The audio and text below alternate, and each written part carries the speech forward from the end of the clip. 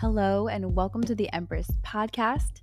I am your host, Jessica, known in the online space as Jess the Empress.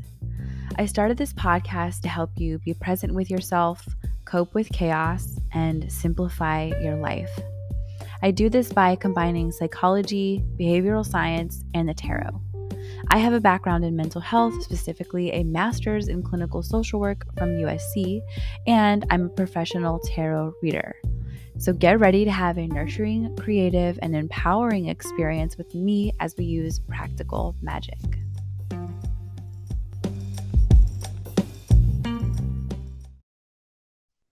Hey, hi, hello. Welcome back to the pod. It's your girl, Jess. I am so excited to be here today.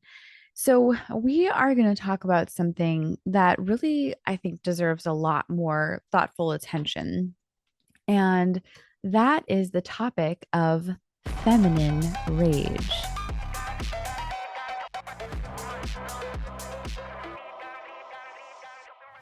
For many women listeners, you may feel like it's risen within you at some point in your life, probably many times in your life. It's a really powerful surge of anger that seems to have no acceptable outlet in society. And today we're going to explore what feminine rage actually is, why it has been historically suppressed, and most importantly, how to work with it in ways that honor your experience while creating positive change. It's really important to note that this is not about eliminating rage. It is about understanding its wisdom and learning how to channel it constructively. But before we dive deeper, let's go ahead and clarify what feminine rage means. This is not about gender essentialism. People of any gender can experience what we're talking about today. We're examining a particular type of rage that has been culturally associated with and often suppressed in people socialized as women. Feminine rage is a profound emotional response to persistent injustice, dismissal, and constraint. It's anger that comes from the experience of being silenced, overlooked, or confined to narrow roles. It's rage that emerges when boundaries are repeatedly crossed, when autonomy is denied, and when one's full humanity goes unrecognized. What makes this rage distinctive is not its intensity, but how often it's been forced to exist, submerged beneath layers of accommodation, pleasantness, and care for everybody else's comfort. It's a rage that has rarely been given permission to be expressed directly. Importantly, this rage is not a character flaw or a failure of emotional dysregulation. Instead, it's a natural, healthy response to genuine violations and limitations. It contains within it a deeper wisdom. It tells us that something is wrong. It tells us when our needs matter and when change is necessary. To understand why women struggle with their relationship to rage, we need to back it up and we need to go bigger. We need to examine the powerful social conditions that teach women to fear and suppress their anger. Let me share these clear examples with you of how this conditioning operates. First, yes, we're going to start in early childhood. Many of us girls, we receive the message that anger makes us unlikable or it makes us difficult. So think about the language that we use. A boy that shows anger, he might be described as being assertive or standing up for himself. But a girl displaying the same emotion, she'll be labeled as bossy, dramatic, or even too sensitive. This double standard teaches young girls that expressing anger comes with social penalties that boys don't face. I remember working with a client, let's call her Sophia, and she described how a middle school experience happened to her. She confronted a classmate who had been spreading rumors about her. So the content of her message, it was really reasonable, but the fact that she expressed it with a lot of really visible emotion led her to be ostracized because kids in her class were calling her crazy. So she was losing that social acceptance because she was expressing how she felt. And many women are taught to doubt the legitimacy of their anger. When women express anger, they're often met with responses that question their perception or suggest that they're overreacting. Phrases like, "Oh, are you sure that that's what happened?" Or "It's not that serious." Or maybe you're just like really tired. All of this subtly communicates that women's anger doesn't really correspond to reality. This is a gaslighting effect, and it teaches women not to trust their emotional responses. It creates a cycle where women feel anger, but then go immediately into questioning whether or not they have the right to feel angry. And then they direct that anger inward as shame or self doubt. And furthermore, women are conditioned to prioritize relationship preservation over honest expression. And just like Sophia, at a young age, many of us women receive the message that their primary value, it lies in maintaining harmony and being kind and the people pleaser, caring for everybody else's emotional needs. But it creates a painful bind where expressing anger, again, even when it's totally warranted, it feels like a betrayal of our core responsibility of that people pleasing and others first belief system. I've worked with so many women who describe swallowing their rage, not because they don't feel it, but because they've internalized the belief that keeping the peace is more important than honoring their own emotional truth. And here's the thing to really understand about it. This conditioning, it doesn't happen like just one time. They are reinforced through countless interactions over the course of a woman's life. And it creates a lot of layers of fear and shame and hesitation around the experience of anger. And so, given this conditioning, it's no wonder why many women have a very complicated relationship with their rage. But I want to emphasize something crucial. Your rage contains wisdom. It holds important information about your values, your boundaries, and what matters to you. Hey there, coffee lovers. Are you tired of settling for boring coffee? I have a treat for you. Today's episode is brought to you by Heartwork Coffee Bar, your one stop destination for exceptional coffee experiences. Whether you're a coffee connoisseur or just someone who appreciates a great cup of joe, Heartwork Coffee Bar is here to elevate your coffee game to new heights. At Heartwork Coffee Bar, they take pride in their craft because each batch is carefully roasted to perfection, ensuring that every sip is a symphony of flavor. From the rich and the robust to the light and fruity, they have a coffee blend for every palate. And here's the best part. For you amazing podcast listeners, Heartwork Coffee Bar is offering an exclusive 10% discount on your purchase. Just use the code Empress10 at checkout and you'll save big on your order. Why settle for ordinary when you can indulge in the extraordinary coffee from Heartwork Coffee Bar? Remember to use code Empress10 for that special 10% discount and treat yourself to the coffee experience that you deserve. Don't miss out on this fantastic offer. Thank you so much for tuning in, and thanks to Heartwork Coffee Bar for making today's episode possible. Now go grab your favorite mug, brew a fresh cup, and enjoy the podcast with the perfect companion, Heartwork Coffee Bar. Cheers. Rage emerges when something we deeply care about is threatened or violated.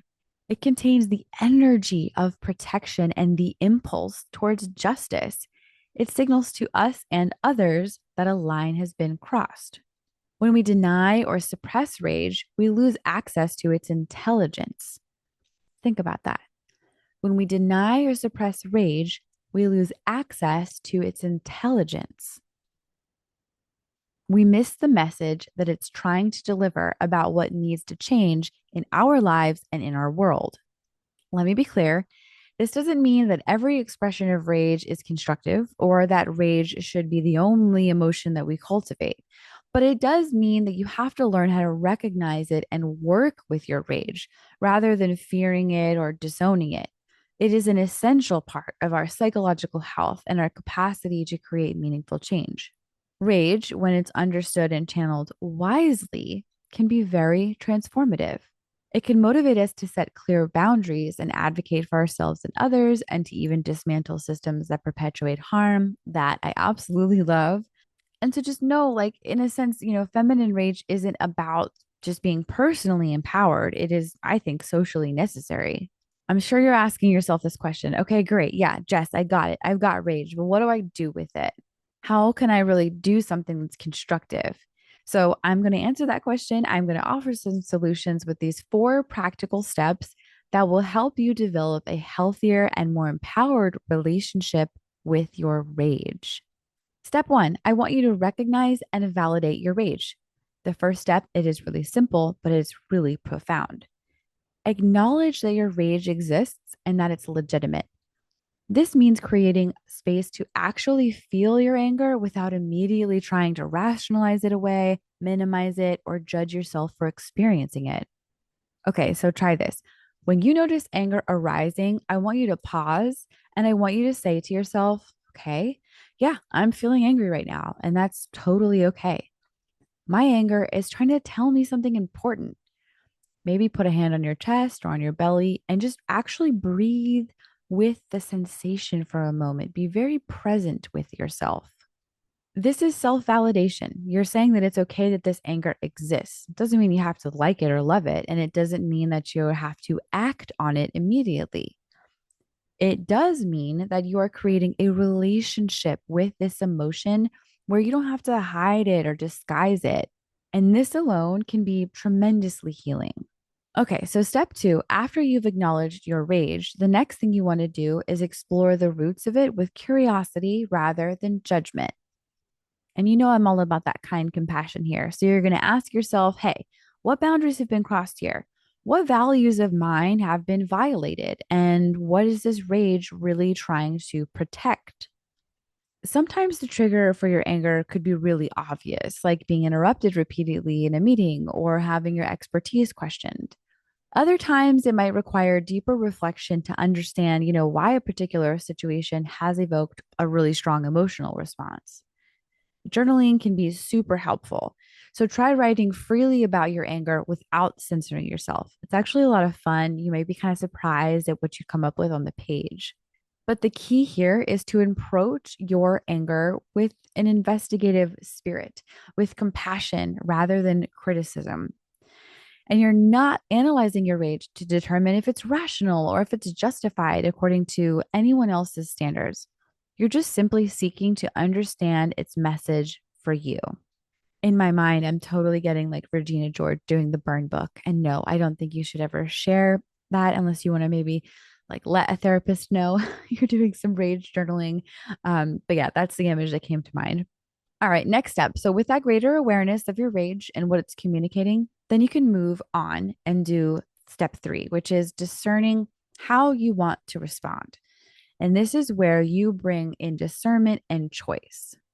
Ask yourself, given what I now understand about my anger, what response would best honor my needs and my values? What change am I uniquely positioned to create here? All right. So there will be times where, the wisest response is being direct, it's setting some boundaries, it's having that conversation that's tough, but very necessary. Other times, you're just going to need to withdraw like all of your energy from the situation because you recognize that that situation or person doesn't deserve your energy.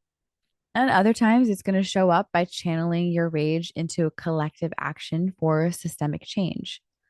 But the key is that you're just not being driven unconsciously by your rage and you're not suppressing it. You're working with it as a valuable informational tool that informs your chosen response. And the final step is to express and channel your rage with clear intention. This means finding forms of expression that feel authentic to you while aligning with your deeper values. So, for some, this is going to look like having, again, that difficult conversation, that necessary conversation where you clearly articulate what isn't working and what needs to change. There will be times where you need to get involved in creative expression, writing, art, movement. That gives form to your emotional experience, which is really beautiful. And then, like I mentioned, advocacy work. A lot of women find that channeling their rage in advocacy or community organizing provides a really powerful outlet that connects personal healing with collective transformation. Whatever form of expression you choose, approach it with intention rather than reactivity. And ask yourself, how can I express this rage in a way that moves me forward to what I truly want rather than just venting or lashing out? This isn't about, tone policing yourself or making your anger palatable for other people. This really instead is just getting an understanding of how you want to express your rage so that it serves your well being rather than undermining you and your goals.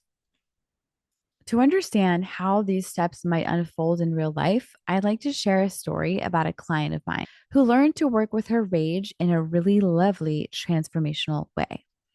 So she came to me because she was really irritable. There was like a work related issue. She was feeling pretty resentful. So we dug deeper, just to give you a little overview of what was going on in her life. She was a mid level manager in a male dominated industry. And she found herself being frequently interrupted in meetings. That's why I use that as one of my examples. But she was always assigned these like really low level administrative tasks, even though she was a mid level manager. She had a lot of expertise. And she was also constantly being passed over for really high visibility projects. They were just given to other people on her team. So you're getting the vibe, right?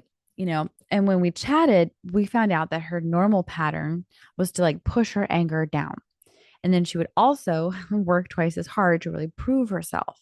But that is actually what led to her being exhausted, at the burnout stage and just feeling that resentment like day in and day out. But she worried that expressing her frustration, she worried that it would, confirm all those stereotypes about women being emotional in the workplace. And she was worried that it would damage her professional reputation. And I get all of that.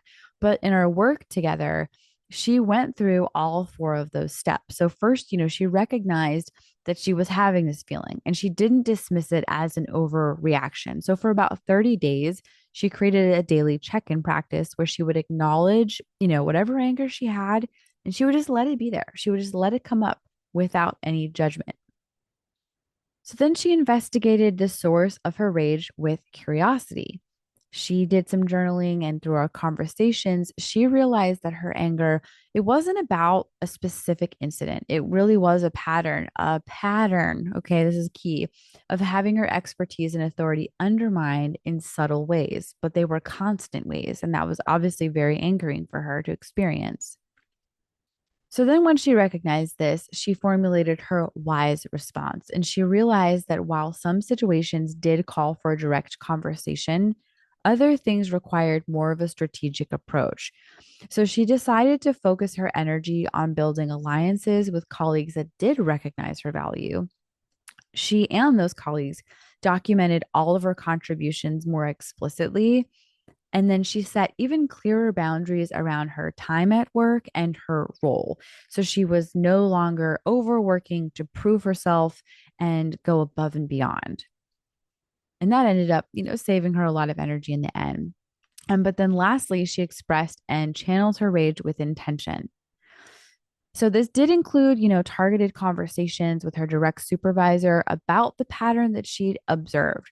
And like I said, she connected with some men, but mostly other women in her industry to create mutual support and eventually started a mentoring initiative for junior women in her company. And there weren't a lot of them. Like I said, it was a male dominated industry. And she did find a lot of mutual support on Facebook groups and stuff like that, kind of outside of that particular company, but still in the same industry. So she came up with some creative solutions to get the support that she needed. Elena still encounters frustrating situations, but her relationship with her own experiences of rage, that is what has transformed. She doesn't feel controlled by it or ashamed of it because she came to see it as valuable information that helped her navigate her workplace dynamic more effectively. And now she can also be a light to all the other women in the workplace, which is so great. I love that. And as we come to the end of today's episode, I want to leave you with this thought. Your rage, it deserves neither worship nor exile. It's not entirely who you are, but it is an important part of your emotional landscape, one that contains wisdom worth listening to. Learning to work skillfully with rage is a practice, not a destination. There will be times when you express it in ways that you later wish you hadn't, and there will be times when you struggle to give it a voice at all. Please be gentle with yourself, be kind with yourself. And remember the 4 steps that we explored today. Recognize and validate your rage, investigate its source with compassionate curiosity, discern your wise response, and express and channel it with intention. These steps, they're not meant to be rigid or linear. They are invitations to develop a more conscious, empowered relationship with your anger. And perhaps most importantly, know that you're not alone in this journey. Many women are doing this work of reclaiming their rage and discovering its transformative potential. When we each honor the wisdom in our rage, we contribute to the world where all emotions, including anger, can be expressed authentically and channeled towards creating the changes that we wish to see. Thank you so much for joining me today. I appreciate you. I love that you've given me a little bit of your time. I hope that this episode has been helpful. And if you did find it helpful, please consider subscribing wherever you get your podcast. Share it to friends that could really benefit from this perspective. And I will see you next time. Bye. I want to ask you to rate and review my podcast. Giving me a 5-star review on Apple Podcasts would mean the world to me. I love knowing who's listening and what everyone is getting from the episode, so please take a moment of your time to share your thoughts, and I look forward to reading your reviews soon.